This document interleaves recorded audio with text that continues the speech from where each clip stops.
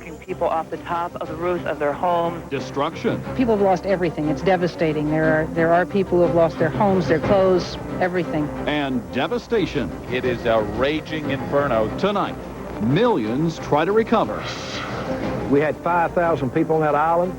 If we hadn't fixed the road back temporarily, they'd still be down there. We'll show you firsthand the challenge of averting catastrophe. North Carolinians have gotten to where we can smell them, and we knew this one was trouble. A minute-by-minute account as the storm closed in.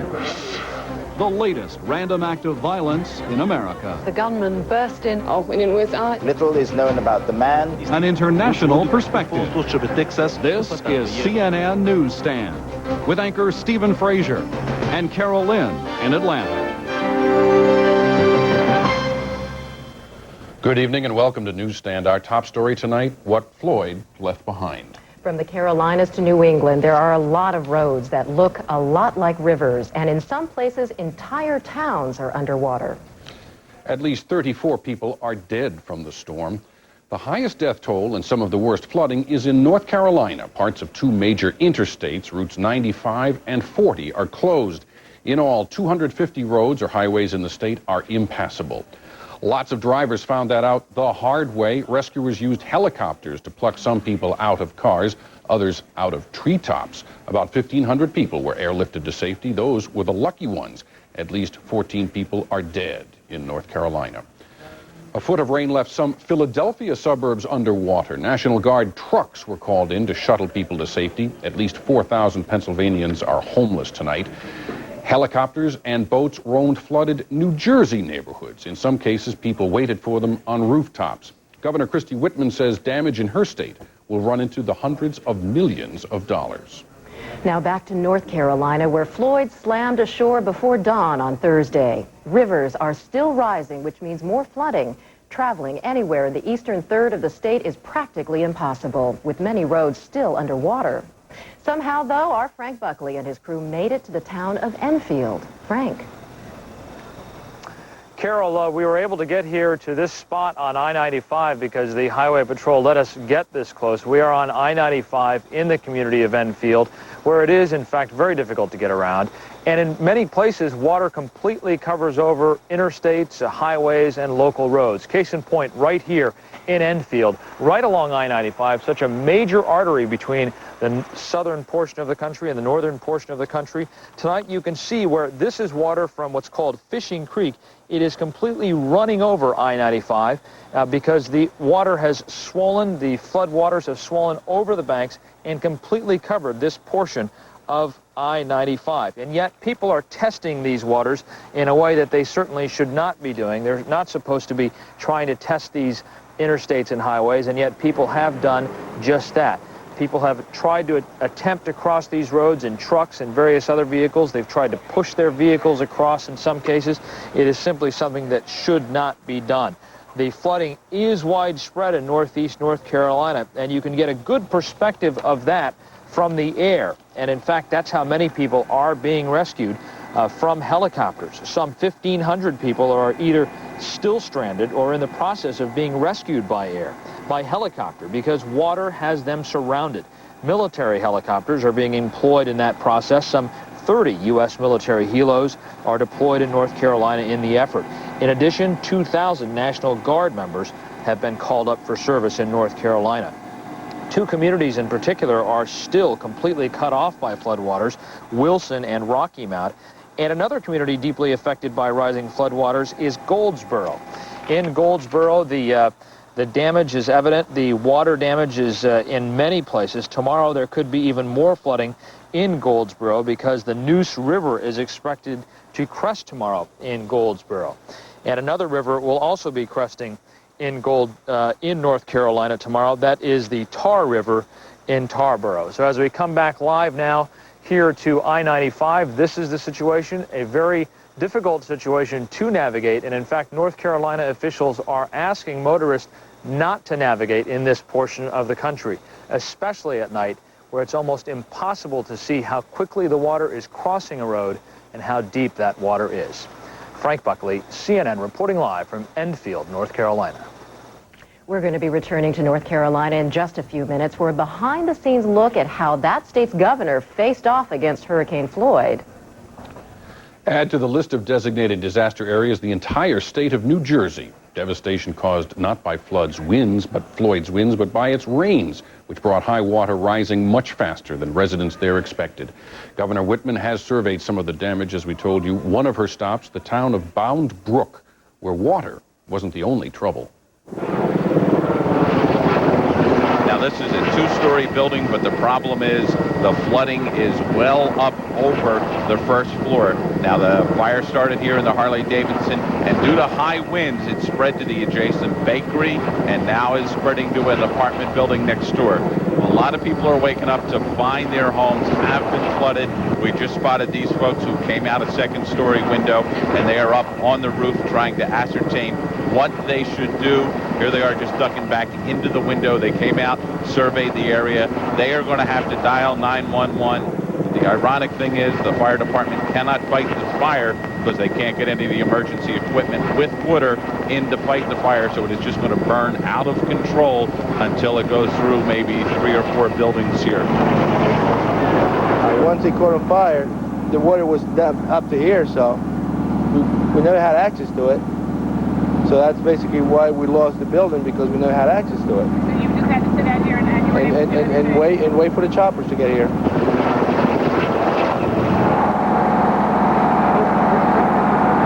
Anything that could go wrong went wrong. Our hydrants got shut off, couldn't get into the fire scene, not enough boats. Everything that can go wrong went wrong. Came down here, went out, started looking for people. We picked up about 14 people, 3 dogs.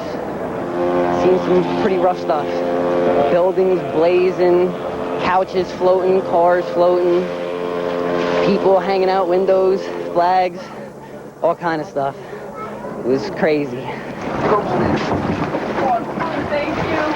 Thank you so much. This great guy went back and got my dogs for me. And they rescued my dogs. You know what boots feel like for water? They stretched hoses. We used master streams off the apparatus, some ladder towers. We did the best we could. Yeah. Hey, you did good, man. Right. You and your sister, give me 5. Good job.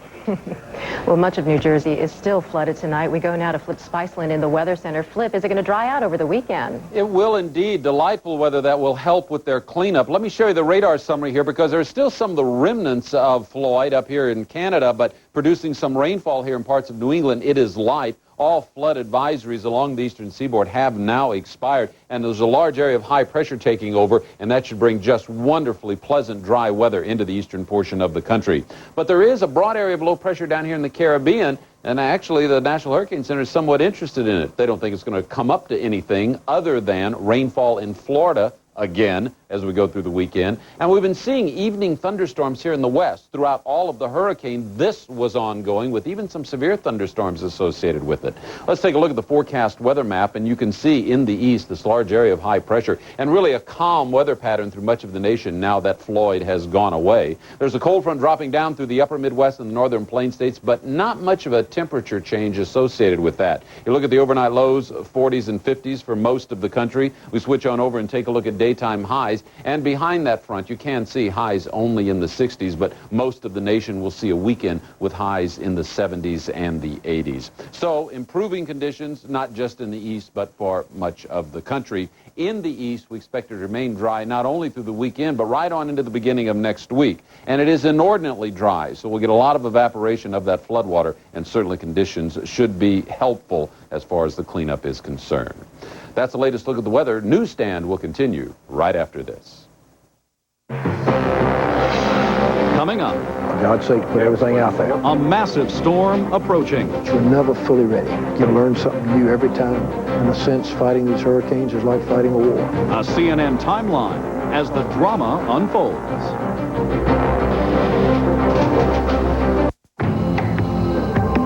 They're the largest creatures on Earth. They've adapted and evolved with strength and determination. The kind of strength that helps the Pacific Life family of companies manage more than $300 billion for its clients. And determination that has guided Pacific Life for 130 years. Size, strength, longevity, offering annuities, insurance and investments. Use the power of Pacific Life.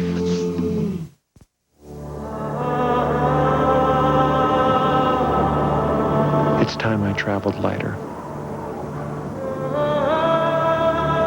and threw away my maps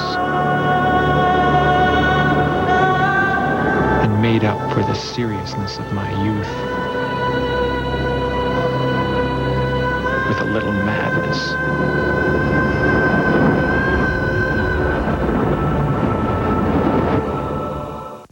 The job of leadership today is not just to make money, it is to make meaning. Your people don't want jobs, they want missions. Give them the tools to collaborate, to make a difference. The cost of losing a typical employee is $50,000. But losing an idea, an unknown possibility, well, that, my friend, is losing the war. PeopleSoft, applications for e-business. We're not caught up in the hype of technology. We're just using it. Corporations are slower than we are. We are 1 million individuals. We're modern capitalist mavericks. We're shattering the old broker universe. $7.95 stock trades, low margin interest rates, comprehensive research. SureTrade.com, a smart tool for smart investors.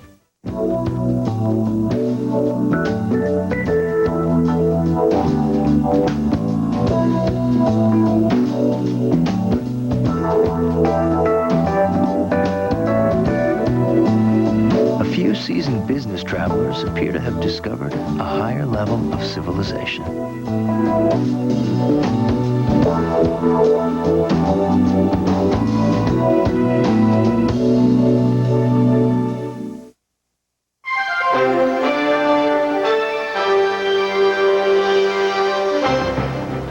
An ordinary citizen facing a hurricane has two basic choices. Hunker down somewhere safe if there is such a place, or leave. That's right. For the governor of a storm-threatened state, though, there is no cut and run. It is stand fast and deal. That's what North Carolina Governor Jim Hunt did, and as he braced for Floyd's sweep over his state, NewsStand's James Hattori was right alongside.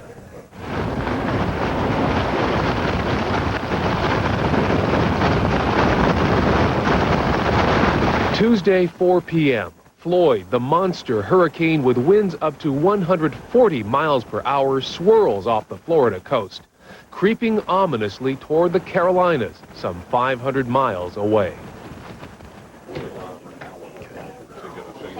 Hello. Congratulations. Thank you. Meantime, in Raleigh, North Carolina, Governor Jim Hunt is just back from a conference in Memphis and rushes into a briefing with emergency services officials. And what do you think they're going to be at the yellow circle and the red circle and the eye?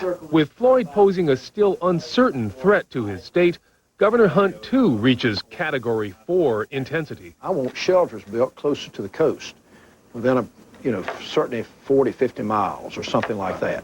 An hour later, the meeting ends, and for the first time... Folks, today I have signed a declaration of a state of emergency. Governor Hunt briefs the press.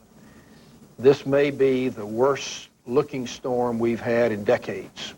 The governor's words do not fall on deaf ears. Too many North Carolinians still recall Hurricane Fran, whose Category 3 winds battered the state, including downtown Raleigh, 3 years ago this month. North Carolina officials activated this emergency services situation room Tuesday at 5 p.m. At that point, staffing went to 24 hours a day, everybody closely monitoring the 4 daily hurricane forecast updates. Our job right now is to get the people into a safe place. We have tens of thousands of people who live in these low-lying areas that can be flooded, and they won't be able to get out at all. We've got to get them into shelters by the thousands, tens of thousands. We've got to feed them. We've got to do everything it takes to take care of them. Thank you. Okay, is there anything else? 7 p.m. Tuesday, Governor Hunt goes back to the mansion for dinner and time alone, perhaps a few final quiet moments.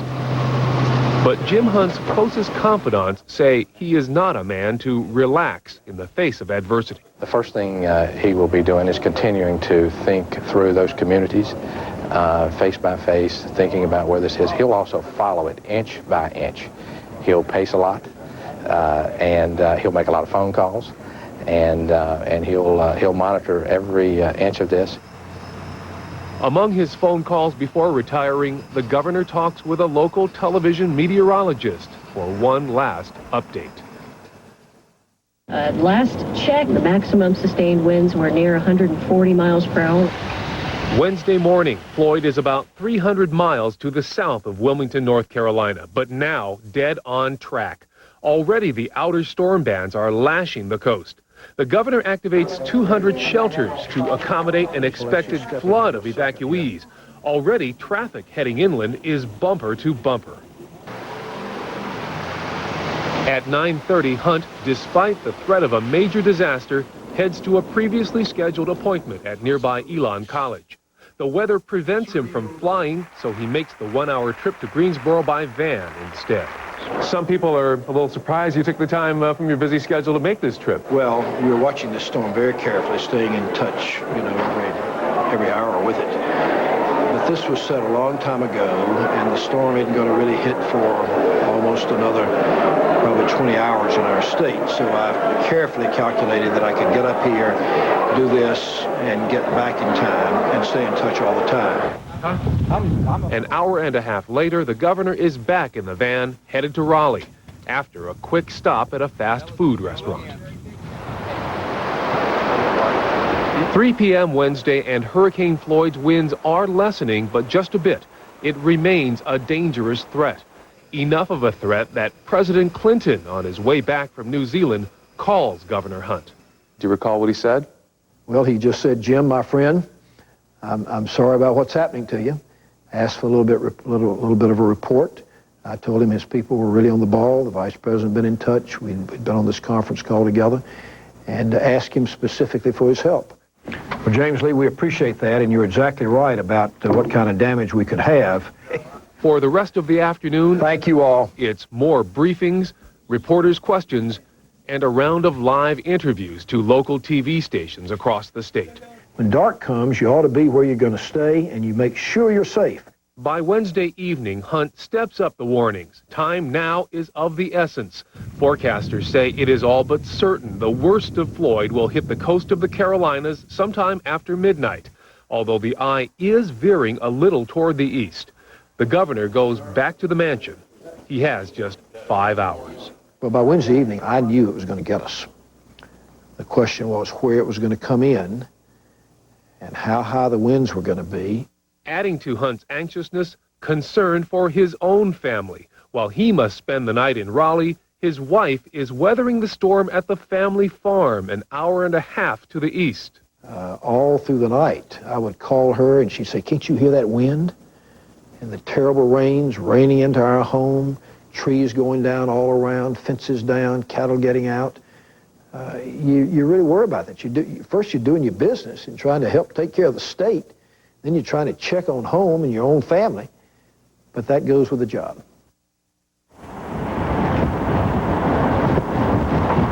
Thursday, 1 a.m., Hurricane Floyd crashes into the North Carolina coastline with winds gusting up to 135 miles per hour.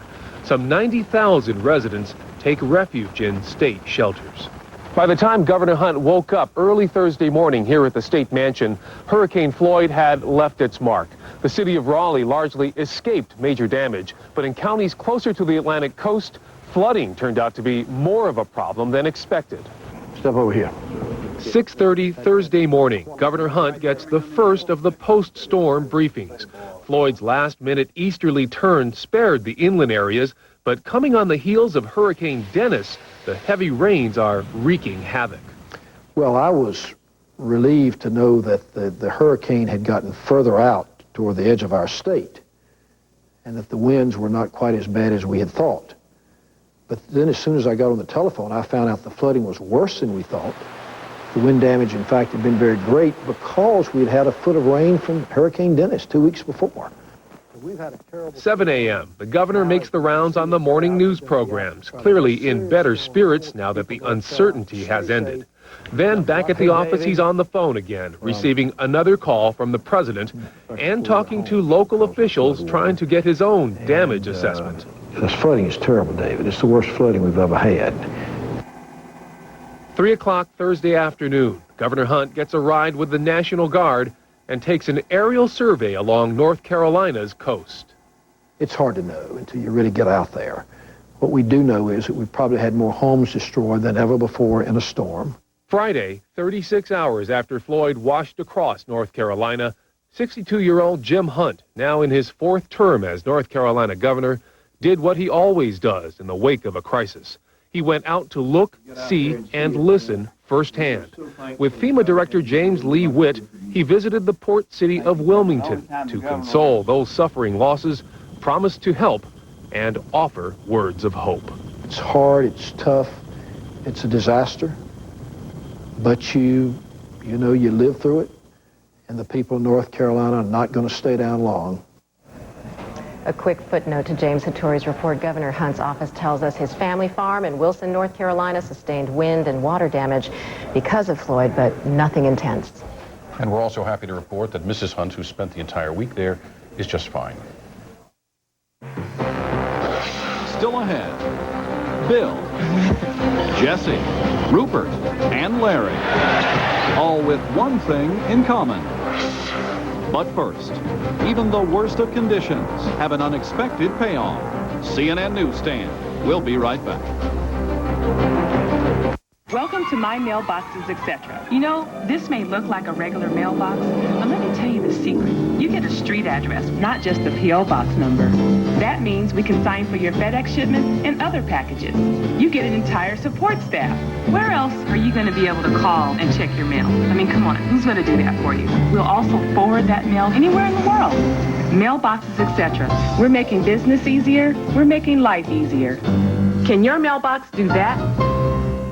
I wanted to be a doctor since I was in 2nd grade. I think it's a wonderful time to practice medicine. They told me I couldn't because I was a girl. It certainly has changed more in this 10 years than in the last 100 years. And I think change is always frightening. The good old days are not the good old days. With managed care, we're a health maintenance organization. The word that I think a lot of us are forgetting is that word health. There's no question it's easier access to health care with managed care.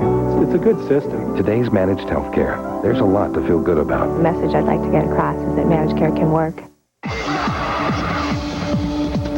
This summer,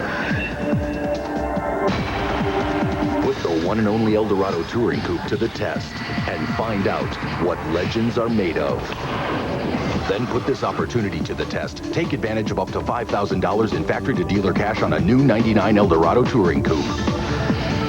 You'll even get a 3-year SmartCare basic maintenance contract at no extra charge. Drive an Eldorado Touring Coupe today and put Cadillac to the test.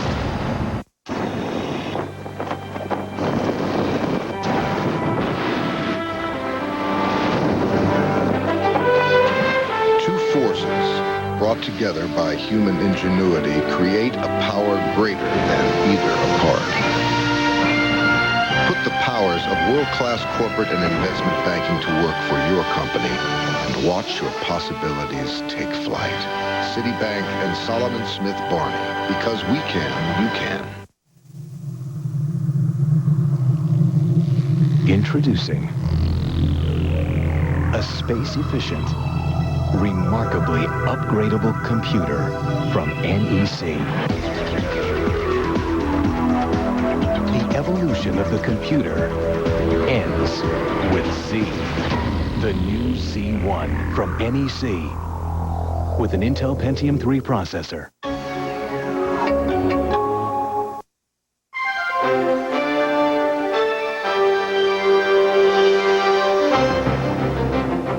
You know the morning commute's going to be bad when you get to the train platform and the loudspeakers are telling you to stay home. That was today's announcement from New York City's Metro North Commuter Railroad. 2 of its 3 lines were still flooded today. Not a good situation for trains that are powered by electric wires overhead. Manhattan's Penn Station was even more crowded than usual because Amtrak's trains between New York and Philadelphia, used by 30,000 people a day, were not running. But if the bad weather spelled misery for some businesses, it meant opportunity for others. We asked Fortune magazine's editor-at-large, Andy Serwer, for a rundown of storm-related winners and losers in tonight's Reporter's Notebook. Well, one business actually that was hurt by Hurricane Floyd was the airline business. If you think about it, along the east coast of the United States, they were really knocked out of action for almost about 3 days.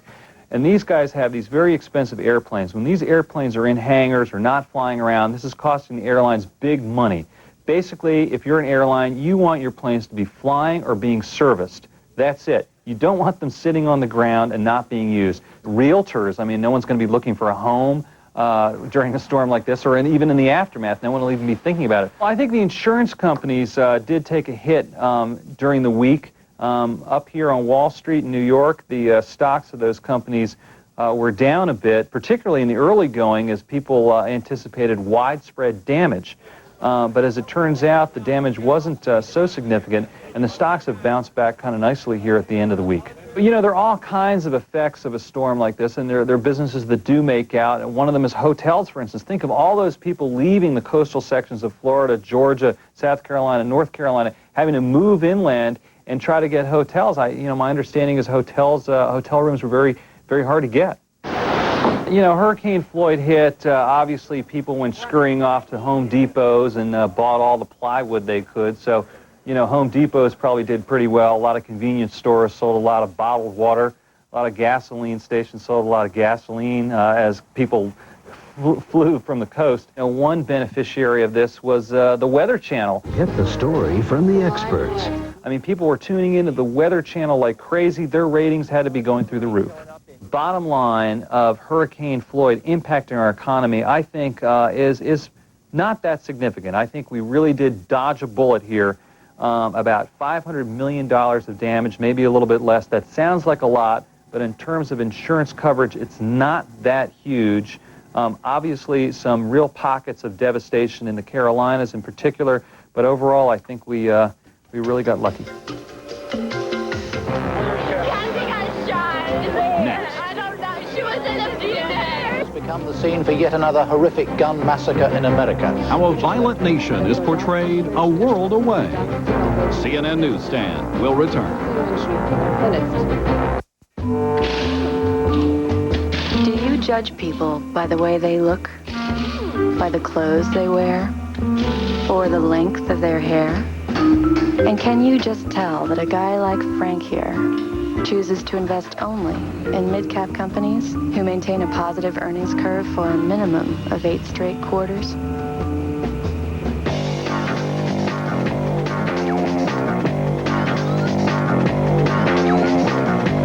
I found I was missing all sensation of sight. It was so dark underground, we had seen no light for days. What was visible, how there was the enemy.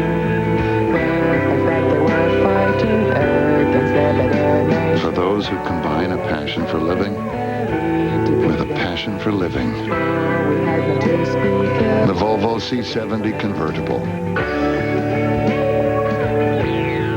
Weeknights at 11, it's a fun, fast-paced, and smarter approach to sports news. Join Fred and Vince on Sports Tonight, weeknights at 11 on CNN.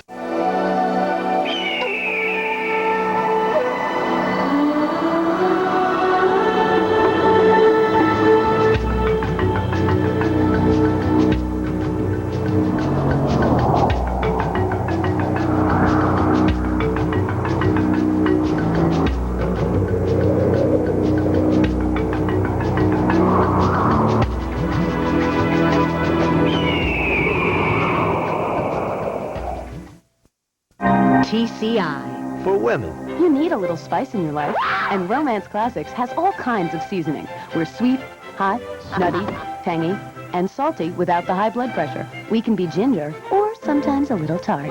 So take time out with Romance Classics this fall for more than a mere 4 seasons. You know what they say about variety. Just go easy on the garlic. Romance Classics in September. All the flavor, no MSG. Spice up your viewing with TCI.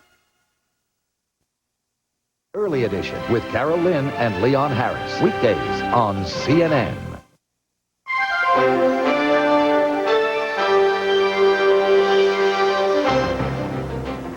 We shift now from the natural disaster named Floyd to the latest on a man-made tragedy in Texas. There is new evidence in connection with Wednesday night's shooting rampage at a Baptist church. CNN's Bill Hemmer reports from Fort Worth. Police confirmed Friday that 2 video cameras captured Larry Ashbrook on tape as the deadly massacre unfolded. Once he was in the sanctuary, randomly stood there and fired shot after shot after shot. Police describe Ashbrook as calm and looking for people to shoot. 8 people died, including the gunman. Investigators say their work inside is complete, but outside there were more flowers and more prayers for the victims, including Sidney Browning, who taught choir at the church. 7-year-old David Hernandez was a student of Browning's. I mean, it's hard to accept that she's in a better place, but it's another thing to accept that she's gone. Police still have no motive for why Ashbrook chose this church. A complete picture may not emerge for weeks or even months. And now the painful process of moving forward continues tomorrow here in Fort Worth. 4 different funerals will take place, and on Sunday morning, inside the Wedgwood Baptist Church, the minister there will invite the church members back inside. They plan 2 church services on Sunday morning. Carol? Bill, your observations for a moment. With so many questions unanswered, how are these people, these church members, reconciling what happened?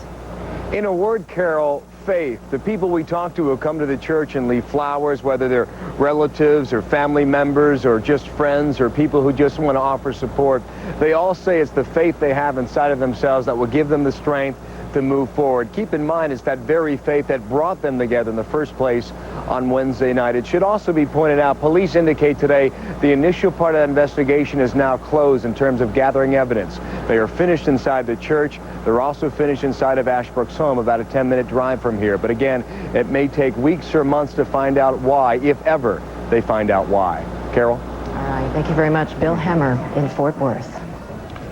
For many Americans, Carol, news of Wednesday's shooting in Fort Worth was regrettably familiar, more gun violence. How do they see us in other countries? What was the coverage elsewhere of this episode? Here's a sampling. Good afternoon. Welcome to the program.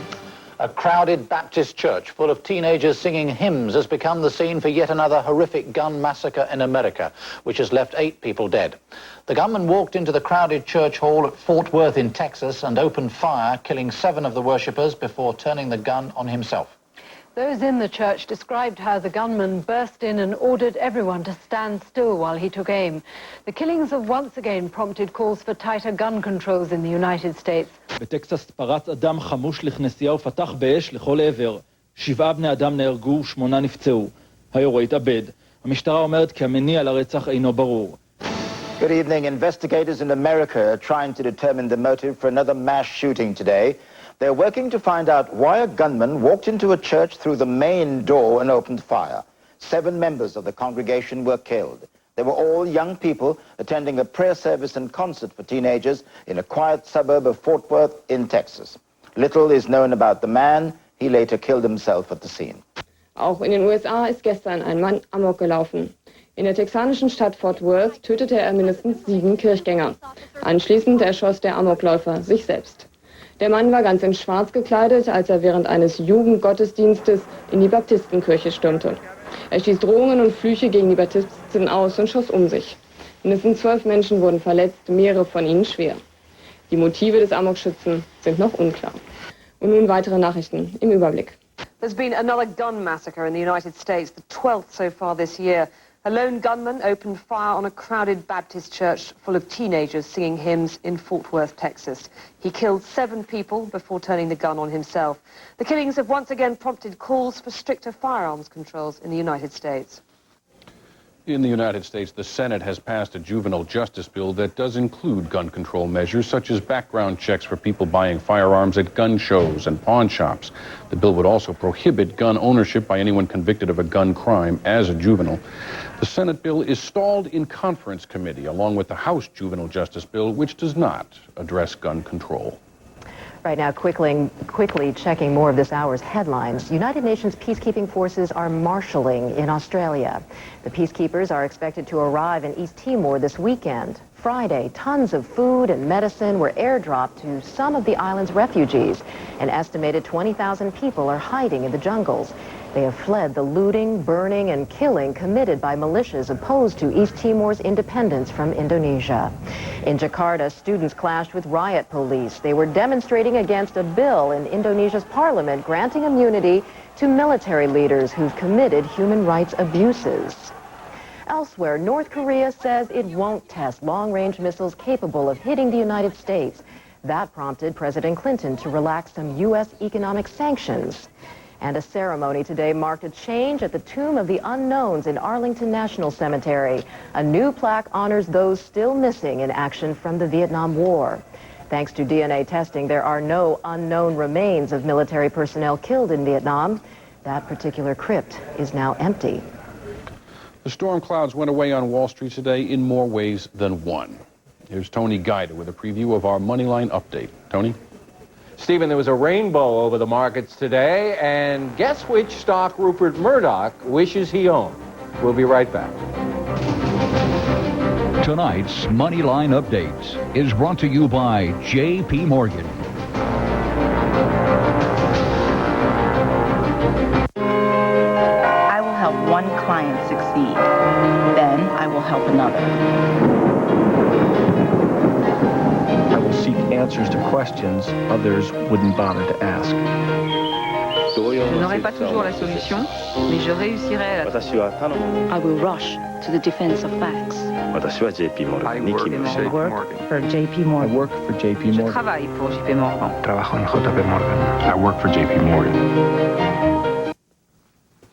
The domino theory. Remember the domino theory? It was working on Wall Street today. The dollar showed muscle against the yen, which made bond traders happy, which meant they were buying, which made stocks more attractive, particularly techs and banks, and presto, you had a rally.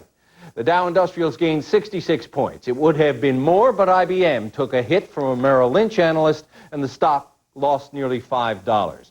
Tech stocks were on fire today. The NASDAQ composite gained more than 2%, nearly 63 points, and buying in the bond pits brought the yield on the 30-year Treasury down to 6.05%. When you watch market trading, do you think about stocks you should have bought? You're not the only one. Even captains of industry have their tales of opportunity missed. In an exclusive Moneyline interview, Rupert Murdoch tells Willow Bay about one of his. Is this a true story that Bill Gates talked you out of buying a stake in AOL? I talked other people out of it too. Yes, he didn't believe in it at all. He thought there wasn't a real business model there.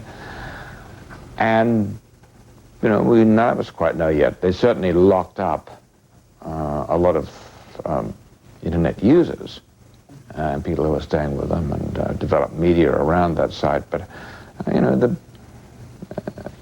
the jury's still out on AOL, but naturally, we had an opportunity to come in when it was worth $4 or $5 billion, and it went up to being worth 150. So you could say it was a pretty serious opportunity that we missed there. You can hear more of this exclusive interview on Monday night on the Moneyline News Hour. That's 6:30 Eastern Time, right here on CNN. Maybe Mr. Murdoch would like to throw some money at this idea. Grocery shopping online. You can do almost everything else online, so why not grocery shopping? Lauren Terry has the scoop. You can buy books, music, even cars online, but one of the fastest growing e-commerce offerings is grocery shopping. I have the preferred method of payment as being your card. So Yes. that'll be put on your account. Thank you. Online grocers such as Peapod, Streamline, ShopLink, and WebVan are taking the aisle out of grocery shopping. I can choose a time that I'd like to have delivered. It's usually a 2-hour window, and I choose a time that's convenient for me. Other e-grocers install refrigerators and dry storage lockers in your garage or carport and deliver the goods within 24 hours. Costs vary. Some e-grocers charge monthly fees of $30 to $40 for unlimited deliveries. Others, $5 per delivery. But fees are falling quickly, and many e-grocers charge nothing for orders of $50 or more. This e-shopping experience may be convenient, but it has its shortcomings. In the real world, the consumer can go and squeeze the fruit, select exactly the type of item or the quality of the item that they want, particularly with fruits and vegetables. Obviously, with an online grocery store, you're relying on somebody else to do that for you. Shoppers may also miss special sales, and placing an initial online order can take 20 minutes to as much as an hour. But experts say the online shopping experience gets quicker, particularly if you save the list and reorder many of the same items. It was just much more convenient. I'm not tired when I get home, and I can actually put the groceries away without being too cranky. Analysts predict that within 5 years, nearly 5% of the country may do their grocery shopping online. That's your money. Lauren Terry, CNN Financial News, New York. Finally, from our maybe we should order Chinese department. Pizza Hut is now charging 50 cents to deliver. It's just a test. They're only doing it in about 10 locations. But it's not hard to see the handwriting on the pepperoni. Remember when Domino's promised free pizza if it didn't get to you in 30 minutes? That is our Moneyline update. Have a nice weekend. Let's get back to Stephen Frazier and Carol Lynn in Atlanta. Tony, thank you. I'm so glad to hear about Rupert Murdoch. I thought I was the only person in this entire bull run who missed out on AOL. Me too. Well, now it's time for Cool Digs and an office that makes a statement despite its reserved tones. Have a look around this workspace while the occupant is away, and guess who works here?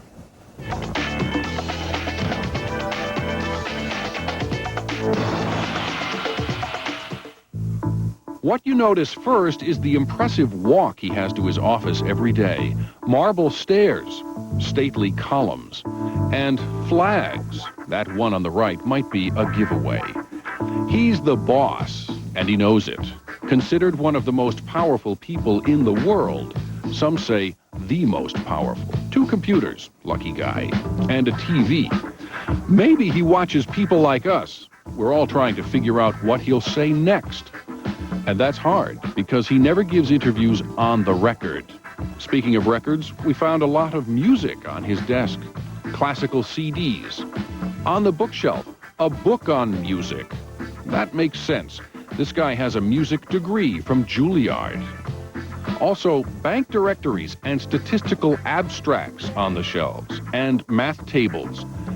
When he was a boy, his mother used to have him tally 3-digit numbers in his head to entertain guests. And on the VCR, this. The buck starts here. That ought to be enough to go on. Take a guess whose cool digs these are. We'll be right back with the answer.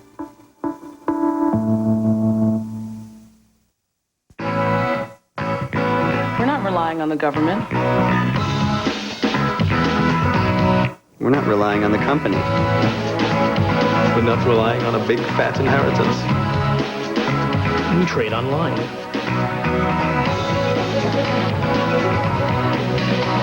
We're betting on ourselves. $7.95 stock trades, low margin interest rates, comprehensive research, SureTrade.com, a smart tool for smart investors. Yellow Submarine is back. It's digitally restored, newly remixed and finished in 5.1 surround sound on video, DVD, and CD song track this fall. The Beatles, Yellow Submarine. Own it today. ダメだ。このバルブは高すぎるんだ。サプライヤーはそこしかないですから。美智子はいかがですか。美智子？今オンラインで提示額が出ました。半額です。どこの会社だ？テキサスです。テキサス。どうもありがとう。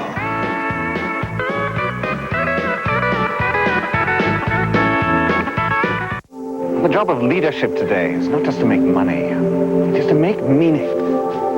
Your people don't want jobs, they want missions. Give them the tools to collaborate, to make a difference. The cost of losing a typical employee is $50,000. But losing an idea, an unknown possibility, well, that, my friend, is losing the war. PeopleSoft, applications for e-business.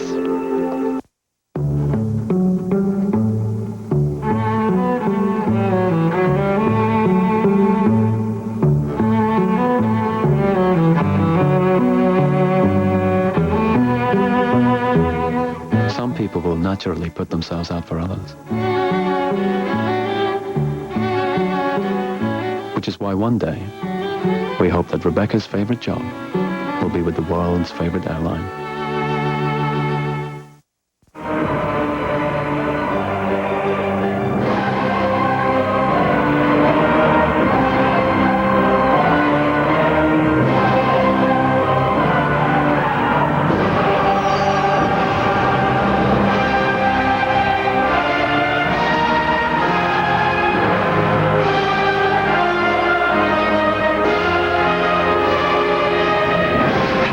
Nothing without control. Pirelli tires. So who has the plaque on his desk that says the buck starts here? He's Alan Greenspan, chairman of the Federal Reserve Board.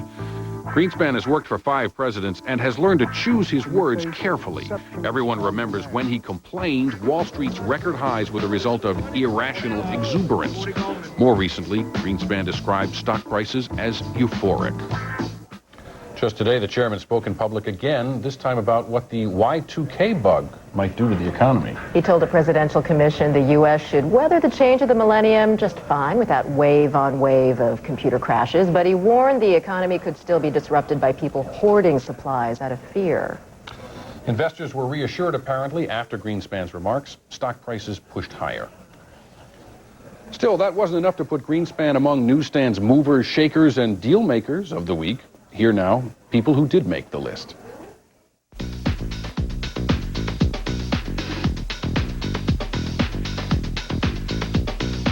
Bill gives $1 billion. Microsoft mogul Bill Gates donates $1 billion for higher education. The Bill and Melinda Gates Foundation, the nation's largest philanthropic organization, unveils the Gates Millennium Scholars Program. For the next 2 decades, beginning in the fall of 2000, 1,000 talented minority students a year will receive funding to cover their college and even their graduate studies. Ventura's new venture. Minnesota Governor Jesse Ventura puts on yet another hat. The former pro wrestler forms GCF Incorporated, a video and recording label. And the first 2 releases are all about, don't think too hard, Jesse Ventura. There's a CD called We Rocked the World, plus a video called Citizen Jesse, We Shocked the World, with all the Ventura for Governor campaign highlights you'll ever need. Can't wait for the movie. Bye-bye, Birdie. Larry Bird, coach of the Indiana Pacers, says he's stepping down from the National Basketball Association. The former NBA Hall of Fame hoopster announces he'll retire when his current 3-year contract expires, after having led the Pacers to the playoffs in each of his first 2 years. Bird says of his coaching career, it's not something I dreamed of doing.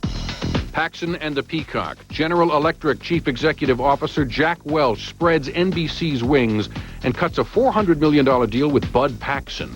The deal to buy 32% of Paxson Communications, which gives NBC control of 72 more broadcast stations and a second national distribution outlet for entertainment shows such as ER and Friends.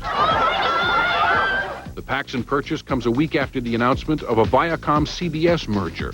Meanwhile, Walt Disney ABC is rumored to be working on a deal with Barry Diller and his USA networks. Tainted Tiara.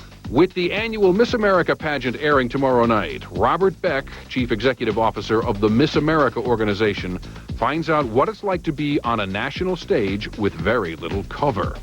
First, he announces the contest will, in the future, be open to women who have been divorced or who've had abortions. That turns out to be a controversial move.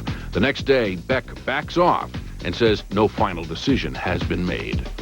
And the loser is, despite his interview with Willow Bay earlier, Fox Television chief Rupert Murdoch, winning an award he'd rather not brag about. The Silver Sewer Award, bestowed by Senator Joseph Lieberman and former Education Secretary William Bennett, quote, in recognition of Fox's outrageous contribution to the degradation and coarsening of our culture. Lieberman cites Fox's new fall shows, such as Action and Get Real, for, quoting again, setting new lows in broadcast standards. And that's this week's Movers, Shakers, and Deal Makers. Ouch. A lot happening there. I'm glad things are so quiet in Minnesota, though, that their new governor can put out a video and a CD. He had a busy summer. You know, he made it to the Summer Slam Fest. How'd he do? The only politician. I was wondering whether professional wrestlers took exception for a professional politician to be attending their event. No comment. Well, that was movers, shakers, deal makers. Now, position takers to keep that rhyme going. When we come back, some of the week's best comments. And they aren't all about the hurricane. We'll be right back. My first priority.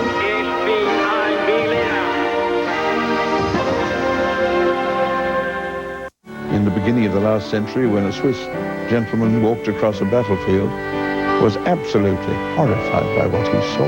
I came into the battlefield the day after, seeing 40,000 young men lying there. That's a lot of blood.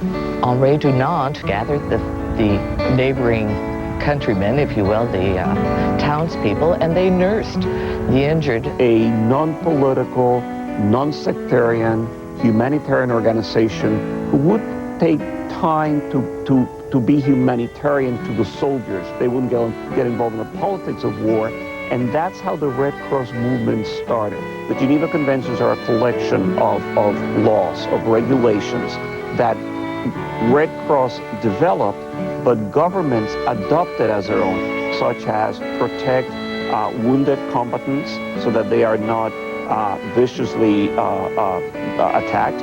They provide protection to civilians. To honor Henri Dunant, who was a Swiss citizen, the Red Cross was chosen as a symbol. It was the reverse of the Swiss flag, which was a white cross on a red field. That was really the basic concept of the Red Cross, that we should be neutral and take care of anybody, whatever color they had on the uniform. This Voices of the Millennium is brought to you by Zales, the diamond store. Forever starts today with a diamond from Zales. Zales reminds you that a new millennium only comes along once every 1,000 years.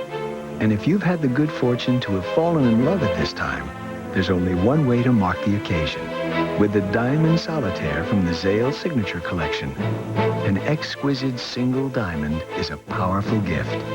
It has the power to take two people and make them one. At Zales stores nationwide, or shop online at zales.com.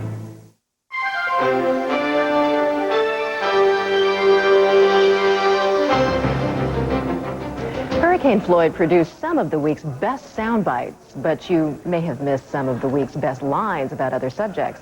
No problem. We have them in tonight's sound bites.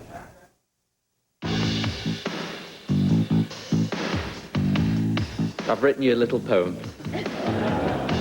which I'm going to read to you. Every year, this time of year, I come to the TUC, and every year the press report there'll be a row between you and me. Just go outside and hit somebody with a car and get incarcerated and find out. And see how fat you'll be when you come home. You seem pretty calm. Oh, yes. I always wanted lakefront property, but not 1,000 acres. What did you think of the MTV Awards? I'm trying to see how you fit in there.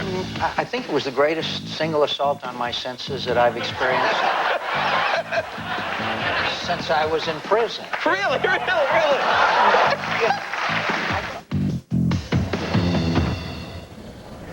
You know, the senator also bragged on that appearance at how he single-handedly intercepted a SAM missile, and that takes a lot of flying skill.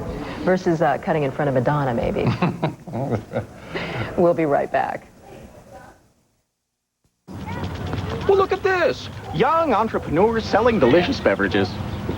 99 cents. When I was a kid, lemonade was a lot cheaper. Of course, there's not much you can get for 99 cents these days. Oh, wait. I'm insane. There's 10, 10, 220. With 10, 10, 220, all calls up to 20 minutes are just 99 cents. And just 9 cents a minute after that, no matter when you call. One tray cup? Sure, why not? Delicious. Dial 10-10-220. If you're smart about investing, you know it's not about the trade. It's about what you do before the trade. That's why Donaldson, Lufkin, and Ginrett has put its insights and information online with DLJ Direct, so you can make decisions using the exclusive resources of an investment bank. And DLJ Direct is the first online broker to bring you real-time news from Dow Jones Newswires. Smarter research can lead to smarter choices. Donaldson, Lufkin, and Ginrett, putting our reputation online. Power problems affect you. They can attack your PC up to 120 times per month and will strike without warning. APC's legendary reliability combines world-class surge suppression with instant battery backup to bring uninterruptible power to your desktop. To find out more about protecting your PC, visit www.iwantapc.com. APC. Starting at $99, it's power protection that pays for itself in seconds. Sunday on an all-new CNN in Time. They lived on the same street, rode the same school bus. Now, one is dead and the other is serving a life sentence for his murder. I don't see myself as a murderer. A story of bullying that went too far. We think he planned it before he got off the bus, exactly what he was going to do. Now, the victim's parents are asking why a school system could not protect their son. I just want to apologize. CNN in Time at a new time. Sunday 9, 8 Central on CNN. The smoothest sounds in jazz come from Monterey. Jim Murray and Lauren Sidney go on the road for 3 days of great music at the Monterey Jazz Festival. Live beginning Thursday, September 16th on CNN Showbiz Today. Sponsored by MCI World. Introducing a space-efficient, remarkably upgradable computer from NEC. The evolution of the computer ends with Z. The new Z1 from NEC with an Intel Pentium 3 processor.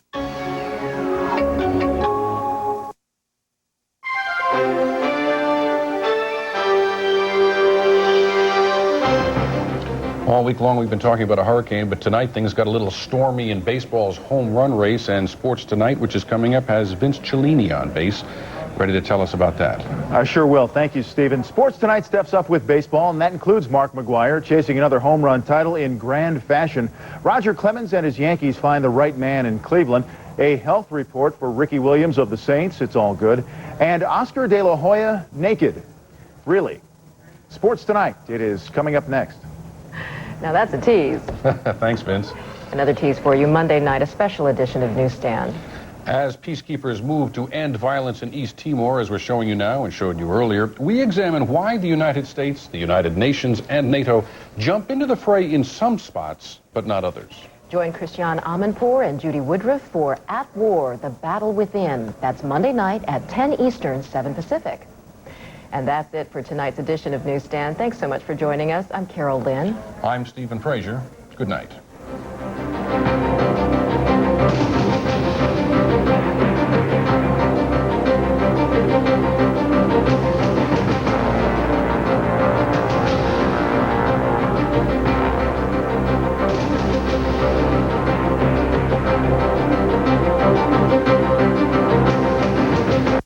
Weeknights at 11. It's a fun, fast-paced, and smarter approach to sports news. Join Fred and Vince on Sports Tonight. Weeknights at 11 on CNN. TCI is now AT&T.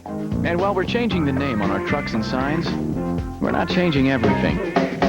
We'll keep bringing you the cable programs you love. And we'll keep working hard to serve you better. And the best part is, we're planning for a future full of exciting possibilities. All designed for you.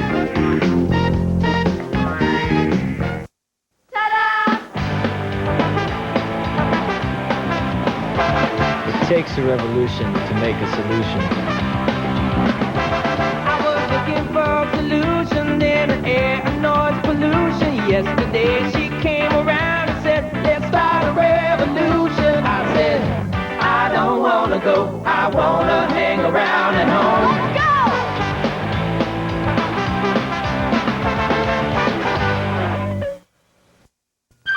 Digital pay-per-view. This month on Digital Pay-Per-View, find out if a heartbroken Kevin Costner can find love again in Message in a Bottle. Unlock the secret language of babies in the fun family comedy Baby Geniuses. Brendan Fraser emerges from his bomb shelter after 30 years in Blast from the Past. Mel Gibson may have been double-crossed.